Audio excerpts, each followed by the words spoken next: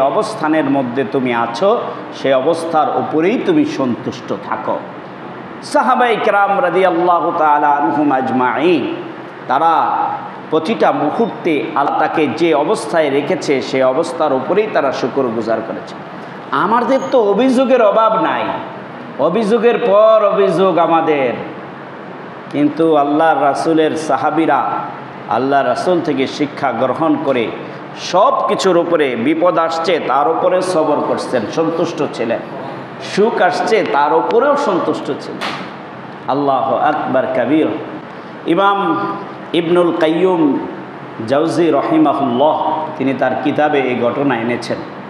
আল্লাহর নবীর এক সাহাবীর নাম ইমরান ইবনে হুসাইন। এই ইমরান ইবনে হুসাইন রাদিয়াল্লাহু তাআলা আনহু তিনি একবার খুব অসুস্থ হলেন। অসুস্থতাটা এতটা মারাত্মক যে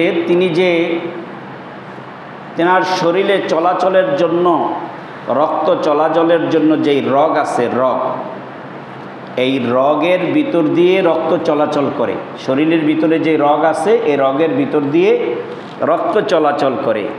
এই রগের ভিতরে যে রক্ত, ওই রক্তের জায়গায় রক্তগুলো পানি হয়ে গেছে, রক্ত নেই সেটা পানি। আমাদের আধুনিক যুগে বিভিন্ন মানুষের ব্লাড ক্যান্সার হলে এরকম হয়, অথবা কিডনি রোগে আক্রান্ত হলে মানুষের শরীরের রক্তটা পানি হয়ে যায়, তো ডায়ালিসিস করে এটাকে আবার নতুন সংশোধন করা হয়।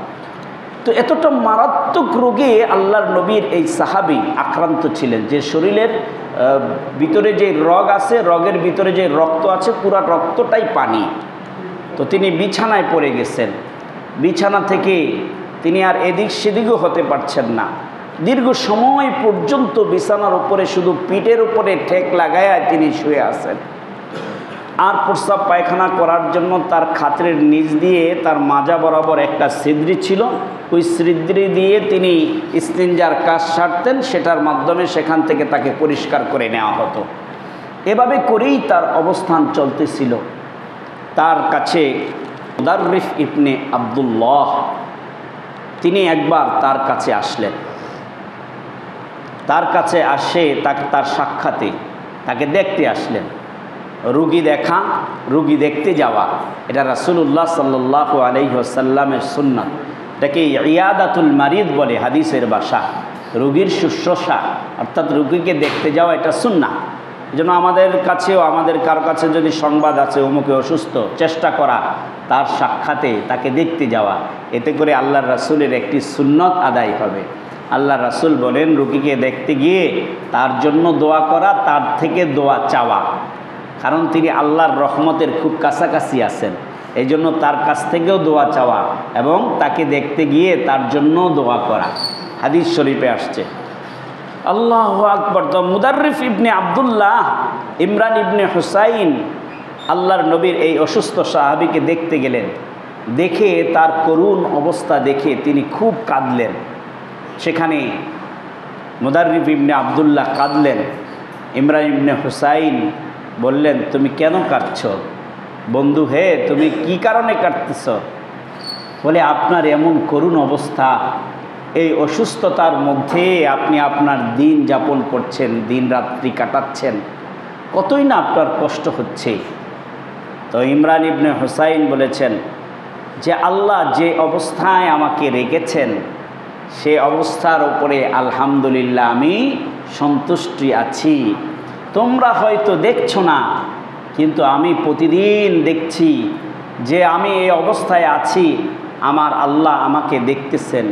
প্রতিদিন রাতের যখন গভীর হয়, পৃথিবীর মানুষ যখন ঘুমায়, তখন আমি ঘরে একাকী শুয়ে থাকি, ব্যথা যন্ত্রণায় আর অসুস্থতায় আমি ঘুমাতে পারি না ঠিক, কিন্তু রাতের অন্ধকারে পৃথিবীর মানুষের চোখ যখন বন্ধ হয়, তখন আমি দেখি আসমান থেকে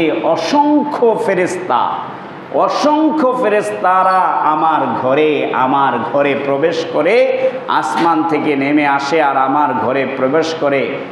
ভোর পর্যন্ত তারা আমার শরীরে হাত বুলায়, আমার খেদমত করে। কেউ আমার শরীরকে মুছে দেয়, কেউ আমার মাথার উপরে হাত বুলিয়ে দেয়, কেউ আমার হাতের উপরে, কেউ আমার পায়ের উপরে হাত বুলিয়ে দিয়ে আমাকে সারা রাত সেবা যত্ন করেন। আবার ভোর হলে তারা আমাকে এই বলে বিদায় নেন যে আজকে চলে যাচ্ছি, আবার আল্লাহ বাঁচাইলে আগামীকালকে রাত্রে দেখা হবে। সুবহানাল্লাহ। তো তিনি বলেন, আল্লাহর এই নিয়ামতকে আমি কিভাবে অস্বীকার করতে পারি? আমার তোমাদের চোখে হয়তো আমি অসুস্থ, কিন্তু আমি এর উপরে আল্লাহর জন্য ধৈর্য ধারণ করেছি এই অসুস্থতার উপরে। এই জন্য আল্লাহ দুনিয়ার মানুষ নয়, বরং আসমান থেকে ফেরেশতাদেরকে আমার খাদেম হিসাবে পাঠায় দিয়েছেন। সুবহানাল্লাহ। এই জন্য আল্লাহর সব বিষয়ের ওপরে বান্দা সন্তুষ্ট থাকবে। সুস্থতার উপরে বান্দা সন্তুষ্ট থাকবে, অসুস্থতার উপরেও বান্দা কি থাকবেন? সন্তুষ্ট থাকবেন। এটা বান্দার গুণ, এটা বান্দার ঈমানি দায়িত্ব, সব বিষয়ের উপরে সন্তুষ্ট থাকা। এমনই আরেকটি ঘটনা, সাদ ইবনে আবি ওয়াক্কাস রাদিয়াল্লাহু তাআলা আনহু, আল্লাহর রাসূলের এক জবরদস্ত সাহাবী। হাদিসে আসছেন সাদ ইবনে আবি ওয়াক্কাস মক্কা থেকে মদিনায় হিজরত করে চলে গেছেন। এরপরে মদিনায় দীর্ঘ সময় কাটিয়ে আবার মক্কায় আসছেন। মক্কায় আসার পরে সাদ ইবনে আবি ওয়াক্কাসের চোখের জ্যোতি চলে গেছে, বৃদ্ধ বয়সে চোখের পাওয়ার চলে গেছে। তো আল্লাহর রাসূলের এই সাহাবী মক্কায় আসার পরে সকলের কাছে এই সংবাদ পৌঁছল যে সাদ ইবনে আবি ওয়াক্কাস মক্কায় এসেছেন। মক্কার বিভিন্ন প্রান্ত থেকে মানুষরা ছুটে তার কাছে আসতেছেন। বিভিন্ন মানুষ বিভিন্ন রোগের জন্য তার কাছে ছুটে আসছেন। আয়েশা বলতেছেন, হে আল্লাহর নবীর সাহাবী, আপনি আমাদের জন্য আল্লাহর কাছে এই রোগ থেকে মুক্তির দোয়া করুন। সাদ ইবনে আবি ওয়াক্কাস দোয়া করতেন, তো তারা ভালো হয়ে যেত। এভাবে করে বিভিন্ন জায়গা থেকে বিভিন্ন মানুষ তাদের বিভিন্ন সমস্যা নিয়ে সাদ ইবনে আবি ওয়াক্কাসের কাছে আসতেন। সাদ ইবনে আবি ওয়াক্কাস আল্লাহর কাছে দোয়া করলে আল্লাহ তাআলা নবীর সাহাবীর এই দোয়ার উসিলায় তাদেরকে মুক্তি দান করতেন। তো তার সাথে সাক্ষাৎ করতে, তার নাম আব্দুল্লাহ, তিনি তার সাথে সাক্ষাৎ করতে মক্কায় আসলেন। এসে পরিচয় দিলেন যে আমি অমুকের সন্তান অমুক, আমার নাম আব্দুল্লাহ। তো সাদ ইবনে আবি ওয়াক্কাস চিনতে পারলেন যে তুমি আব্দুল্লাহ, আচ্ছা তোমাকে চিনেছি, আচ্ছা তুমি কেমন আছো? বলো ভালো আছি।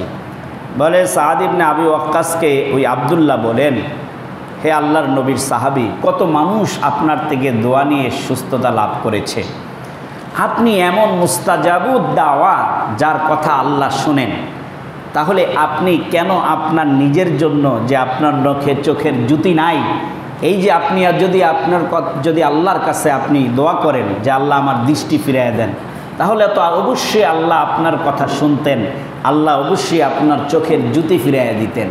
আপনি এই দোয়া করলেন না, সারা দুনিয়ার মানুষের জন্যই তাদের জন্য দোয়া করছেন, আপনি তো আপনার নিজের জন্য দোয়া করতে পারেন। তো সাদ ইবনে আবি ওয়াক্কাস রাদিয়াল্লাহু তাআলা আনহু তিনি মুস্কি হেসে দিয়ে আব্দুল্লাহকে বললেন, আব্দুল্লাহ, আমি জানি আল্লাহর কাছে যদি আমি দোয়া করি, এতটুকু দৃঢ় বিশ্বাস আমার আছে, হয়তো আল্লাহ আমার চোখের জ্যোতি ফিরিয়ে দিবেন, কিন্তু আমার আল্লাহ তো দেখতেছেন আমার চোখের জ্যোতি নাই। তিনি চাচ্ছেন আমি সাদ ইবনে আবি ওয়াক্কাস এই বয়সে এসে জ্যোতিহীন অবস্থায় আমার পৃথিবীর সফরটা শেষ করে, এটা আমার আল্লাহ আমাকে চাচ্ছেন। হয়তো আমি দোয়া করলে আল্লাহ আমার চোখের জ্যোতি ফিরাইয়া দিবেন, কিন্তু আমি সেটা করব না এই কারণে, কারণ আল্লাহ যেহেতু আমার চোখের জ্যোতি নিয়ে গেছেন, আমি আল্লাহর এই বিধানের উপরে আমি সন্তুষ্ট আছি। সুবহানাল্লাহ, এই বিধানের উপরে সন্তুষ্ট আছি।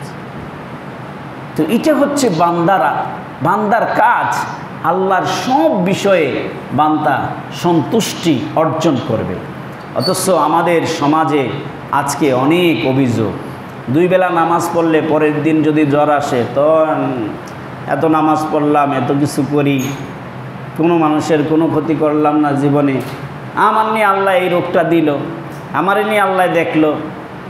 এই ধরনের কথাবার্তা আমরা হর হামেশাই বলে থাকি, মনের অজান্তেই বলি, কিন্তু এটা বলা অনুচিত।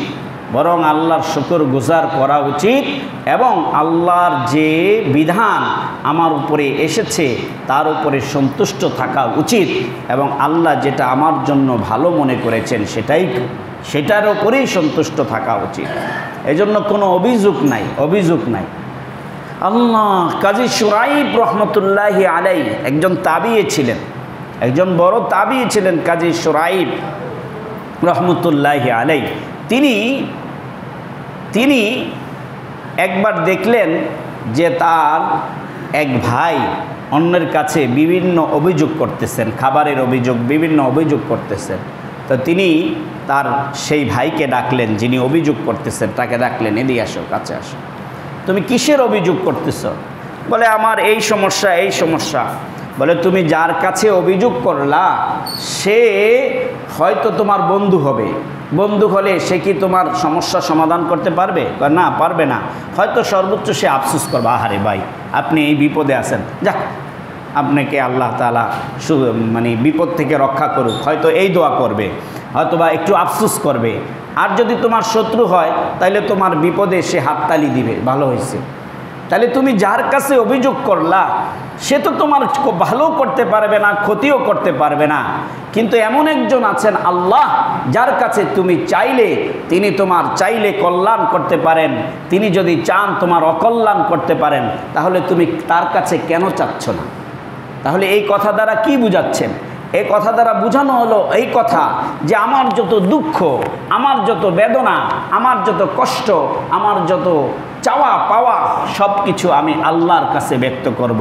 ওই যে ইয়াকুব আলাইহিস সালাতু ওয়াস সালাম তার সন্তানকে হারাইছেন, হারায়া ছেলেদেরকে এই কথা বলছেন, আল্লাহ এই কথাটা কোরআনে নিয়ে আসছেন, আল্লাহ তিনি বলেন ইন্নামা আশকু বাসসি ওয়া হুজনি ইলাল্লাহ, ইন্নামা আশকু বাসসি, আজকে আমি তোমাদের কাছে কোনো অভিযোগ করব না, কিন্তু ইন্নামা আশকু বাসসি ওয়া হুজনি ইলাল্লাহ, আমার দিলের যত দুঃখ বেদনা আমি সব আল্লাহর কাছে পেশ করলাম, এই জন্য আমাদের শরণাপন্ন হতে হবে আল্লাহর কাছে করজোরে আমাদেরকে কাঁদতে হবে। বিপদ আসছে, সুখ আসছে, যেটাই আসুক না কেন, বিপদ আসছে, জায়নামাজ বিছিয়ে আল্লাহর কাছে কাঁদি, 2 রাকাত নামাজ পড়ি, আল্লাহর কাছে চাই, ইনশাআল্লাহ আল্লাহ তাআলা আমাদেরকে এই সমস্যা থেকে সমাধান ঘটাবেন। এজন্য সব বিষয়ে আল্লাহর কাছে চাবো। তো কাজী শুরাইব তার ভাইকে ডেকে বললেন, তুমি যে অভিযোগ করছো, তোমার এই অভিযোগে তো তিনি তোমার কোনো উপকারও করতে পারবেন না, অপকারও করতে পারবেন না। তুমি জানো আমার অবস্থা কি? এই যে আমার চোখটা দেখতেছো, আমার এই চোখে, তিনি আঙ্গুল দিয়ে দেখাচ্ছেন, বলেন যে এই যে আমার চোখে আজকে 15টা বছর ধরে আমি দেখি না, আজকে 15টা বছর ধরে আমি আমার এই চোখে দেখি না, কিন্তু এই যে দেখি না এই অভিযোগটা আমি আমার নিজের ঘরের স্ত্রীকেও জানাই নাই, তিনিও 15 বছর ধরে আমার সাথে বসবাস করছেন, কিন্তু সে জানে না আমি যে আমার এই চোখে দেখি না। সুবহানাল্লাহ। আমাদের তো অভিযোগের শেষ নাই।